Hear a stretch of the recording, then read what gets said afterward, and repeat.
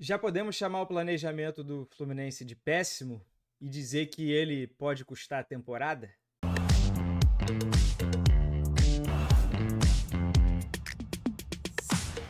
Fala rapaziada, como é que vocês estão? Mais um vídeo aqui no canal do Canedo. Hoje o papo é sobre Fluminense. Estamos no dia 5 de agosto, estou gravando aqui numa noite de terça-feira, véspera de Fluminense e Inter pela Copa do Brasil. E o Fluminense ainda não contratou ninguém. E isso pode custar a temporada do clube.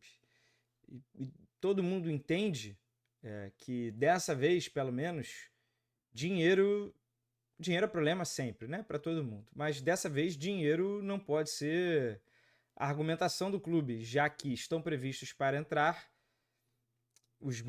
as dezenas de centenas de milhões de reais da participação da Copa do Mundo de Clubes, e o Fluminense acabou de vender o John Arias.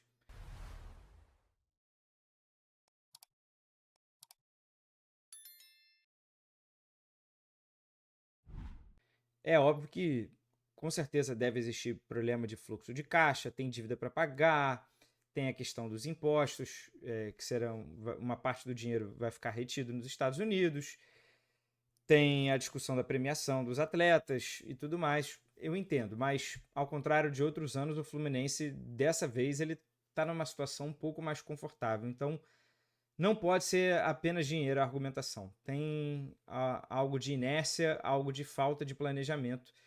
E isso pode impactar sim na temporada do Fluminense. Porque estamos em agosto. Agosto é o mês em que os mata-matas começam a funilar. Não para de ter jogo do Brasileirão. Tem jogo da Sul-Americana, da Copa do Brasil, né? São 8 jogos no mês. E o Fluminense não se planejou para essa sequência. Tanto que chega agora com desfalques importantíssimos. Alguns desfalques podem ser azar. O Ignacio, que fez a Copa do Mundo de Clubes, que fez maravilhosa, se lesionou no jogo contra o Palmeiras. Foi uma questão ali de lesão no joelho. Isso você não tem como prever. Mas o fato de não ter reservas à altura fez com que o Fluminense tivesse que utilizar o Thiago Silva à torto e à direito. Senão o desempenho ia despencar, já que não consegue confiar nem no Manuel nem no Thiago Santos. Então o Thiago Silva foi usado além da conta e o resultado disso foi uma lesão grau 2 na coxa, que vai desfalcar, né, vai tirá-la dos gramados por 4 semanas. Então, basicamente, até o final do mês, nessa sequência absurda, o Fluminense está sem seus dois, na minha opinião, os dois principais zagueiros. Mas vou colocar o Freitas aqui no bolo, dois dos seus três principais zagueiros e praticamente os únicos zagueiros, já que até essas lesões o Renato Gaúcho praticamente não contava nem com o Manuel nem com o Thiago Santos. Então o Fluminense vai para essa sequência que tem jogo de volta da Copa do Brasil contra o Inter, Brasileirão e os jogos de ida e volta. Vamos falar sobre esses jogos daqui a pouquinho, mas os jogos de ida e volta da Sul-Americana contra o América de Cali vai sem os seus zagueiros. Isso porque eu sequer entrei aqui na discussão sobre os atacantes, sobre a venda do John Arias, a falta de uma reposição. Então, vou chamar aqui a segunda tela para a gente observar as datas e vai ficar muito nítido o grande problema de planejamento do clube. Vamos lá, Copa do Mundo terminou para o Fluminense no dia 8. Acho que já era um consenso antes da Copa, mas ficou claro que durante a Copa o Fluminense poderia utilizar o esquema com 3 zagueiros. E se o Fluminense só contava com aqueles 3 zagueiros já citados aqui, bem, tem que contratar, né? Pelo menos 2 para você ter reservas. Mas vamos botar aqui um. O Fluminense não contratou. Beleza. Copa terminou no dia 8. A janela, essa segunda janela, abriu no dia 10 de julho. O clube recebeu proposta pelo Arias no mais tardar. Eu estou botando aqui um cenário até esticando. No mais tardar no dia 13 de julho. O Arias foi vendido no dia 17, quando fechou a negociação com o Wolverhampton. Então temos aqui, olha só, cara, estamos no dia 5 de agosto, a janela abriu no dia 10, no dia 17 o Fluminense vendeu o John Arias.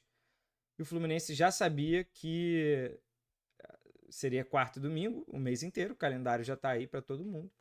e o Fluminense não conseguiu fechar nenhuma contratação até agora. E aparentemente só agora está correndo atrás de zagueiro, só depois que os 2 zagueiros se lesionaram. Isso para mim é falta de planejamento, é um péssimo planejamento. Vários clubes, né, sabiam que a janela ia abrir no dia 10 de julho e já apresentaram alguns reforços, outros correram e já contrataram. O Fluminense sabia de um risco altíssimo de vender o John Arias. Por que a reposição não chegou até agora?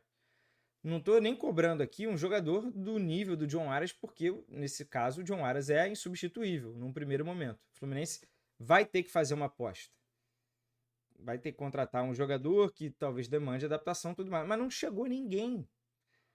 Qual foi o grande problema do Fluminense na Copa do Mundo de Clubes? O ataque. Everaldo não tem nível para ser titular, apesar de gols importantes nos últimos jogos. O Everaldo era para ter sido um bom reserva, mas o Germancano teve uma queda de rendimento e uma queda esperada pela idade. Está voltando de um ano duro, de 2024, que teve lesão, mas apesar de ser o artilheiro do Fluminense do ano e um dos artilheiros do ano no futebol brasileiro, Germancano está com dificuldades durante os jogos. Isso é notório, ele perdeu a vaga de titular. E durante a Copa do Mundo, né, ficou bem claro que os dois ali não estavam no nível, talvez, do resto do time. Então o Fluminense já precisava contratar um centroavante. Trouxe o John Kennedy de volta, mas o JK não é o JK de 2023. Então não é o cara que vai resolver problemas do Fluminense. Pelo menos não deu esses indícios também na reta final de Pachuca. Então o Fluminense segue precisando de um atacante. Todo mundo já sabia desde a Copa do Mundo.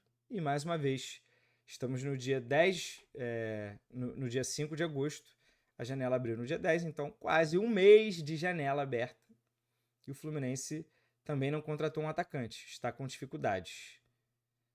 É dinheiro? Cara, eu tenho certeza, né, que alguns alvos, pelo que até tem saído aí na imprensa, nomes como o Lucas Ribeiro lá do Mamelodi, o Vitinho teve outras propostas, pediu para esperar. O Santi Moreno, que é o colombiano que o Fluminense quer do Portland está fazendo jogo duro. Mas por que não o Fluminense se antecipou a esses problemas? Já sabendo que cada jogo agora pode decidir a temporada. Por que resolveu fazer isso com o andar do mês de agosto, de julho? Aí é que entra a questão do planejamento. E é o que pode sim custar a temporada. Não é exagero. O Fluminense perdeu 4 jogos em sequência no Campeonato Brasileiro. Isso pode ter custado lá na frente uma vaga direta na Libertadores. A gente não sabe ainda. Não falo disputar título porque eu não tinha a menor expectativa que o Fluminense disputasse título brasileiro. Mas talvez isso impacte diretamente numa vaga na Libertadores. E a Copa do Brasil? Estou falando aqui antes do jogo contra o Inter. Estarei no Maracanã na quarta-feira. E se o Fluminense perder? Vai para o jogo com Manuel e Freitas na zaga, vai ainda sem atacante. E depois disso? Aqui é o mês de agosto. O Fluminense venceu o Grêmio, mas teve que utilizar o Thiago Silva como titular, porque o Freitas estava suspenso, o Ignacio lesionado. Thiago Silva se lesionou, muscular, algo totalmente evitável, e o Thiago Silva vai ficar fora de toda essa sequência. Então temos agora o Inter, depois o Bahia fora, que pela sequência o Fluminense deve ter que ir com o time reserva, viagem para a Colômbia duríssima. Vai achando aí que o Fluminense vai ganhar no automático do América de Cali, vai achando. América de Cali que passou no grupo do Corinthians e eliminou o Bahia. Vai achando, vai achando. Fortaleza em casa, no Maracanã, um Fortaleza ensaiando uma recuperação. América na volta, sem o Thiago Silva, sem o Ignacio, e tem até sexta-feira, aqui, dia 8, para inscrever um zagueiro para jogar esses 2 jogos contra o América. Depois, Bragantino fora. Entre Bragantino e Santos, tem o jogo das quartas final da Copa do Brasil, o jogo de ida, se o Fluminense passar do Inter. Então, bota mais um jogo aqui. 9 jogos no mês de agosto. E mais o Santos na Vila, fechando, fora de casa, contra o Santos do Neymar. Minha gente, não é exagero aqui, tá? A temporada do Fluminense pode ser decidida. Confronto contra o Inter, confrontos contra o América de Cali e a Sul-Americana nunca esteve tão ao alcance. Você olha o chaveamento, só tem um brasileiro que o Fluminense pode enfrentar, é o Atlético Mineiro, e é na final. Tem alguns clubes argentinos no caminho, né? Se passar do América, provavelmente vai pegar argentinos ali na quartas e semi, mas a Sul-Americana nunca esteve tão próxima. Já esteve lá em 2009, quando o Fluminense faz 3-0 no Maracanã contra a LDU, e aí o Fred é expulso. Mas desde então, acho que a Sul-Americana nunca esteve tão a feição de bandeja para o Fluminense. Se o Fluminense focar, se fizer o seu planejamento voltado para isso, conseguir levar a campo na Sul-Americana, nos jogos, times fortes, né? Titular, acho que o Fluminense é um dos favoritos para ganhar a Sul-Americana, né? Mas nas atuais condições, quem me garante que o Fluminense com essa zaga vai se sair bem jogando lá em Cali? Com esse ataque que tem muita dificuldade em fazer gol, vai conseguir converter as chances que criar? E sem o João Arias, né, a criação também diminuiu. Então são problemas que o Fluminense precisa correr. Eu relutei um pouquinho para gravar esse vídeo, mas eu acho que já passou, né? Essa lesão do Thiago Silva, que era uma lesão evitável, foi a gota d'água, e estamos no dia 5 de agosto e o Fluminense não anunciou nenhum reforço. Vai dar um mês de janela, o Fluminense não anunciou nenhum reforço. Tendo vendido o João Arias, tendo feito a campanha que fez na Copa do Mundo, que gerou dinheiro, e já tendo todas as carências muito bem mapeadas pelo seu torcedor ao longo da temporada. Thiago Silva é um cara de 40 anos que precisaria ser poupado. Não pode ficar jogando 90 minutos, 3 jogos seguidos. O Fluminense já sabe disso, já sabia disso. E ficou de boa, tendo só Ignacio e Freitas como zagueiros mais confiáveis. E o ataque também apresentando problemas, e também tá por isso. E vendeu o John Arias, que era mais de meio time, e tá por isso. Então eu acho que o torcedor do Fluminense tem muitos motivos para estar bem desconfiado do planejamento feito até agora pela diretoria de futebol, pelo presidente Mário Bittencourt, que é um centralizador por natureza. Então esses responsáveis precisam ser cobrados para que o Fluminense volte a ficar forte e volte a ter ambições dentro da temporada. Para a Copa do Mundo não ser lá no fim do ano o ponto alto do ano do Fluminense. O Fluminense tem condições de ganhar a Sul-Americana, tem condições de fazer um bom papel na Copa do Brasil. Vai depender aí desse jogo do Inter, de sorteio, mas tem condições de ir longe e tem condições de garantir uma vaga na Libertadores pelo Campeonato Brasileiro, até porque todo mundo vai para a Libertadores, né? São até 8 vagas geralmente. Então o Fluminense tem condições de realizar esse fim de ano, um segundo semestre bom e mirar uma taça, que eu acho que todo clube grande precisa de taça, precisa ter ambição para ganhar troféu. E a Sul-Americana, por sinal, ainda é um título que falta.